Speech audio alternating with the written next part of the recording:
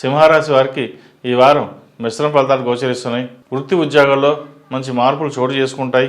రావాల్సిన project pending works ఏవైతే ఉన్నాయో ఈ వారం వస్తుంది. వ్యాపారస్తులు కూడా ఈ వారం బాగుందని చెప్పొచ్చు. వ్యాపార విస్తరణ కోసం చేసే ప్రయత్నాలు కొంత సానుకూల పడకపోవచ్చు.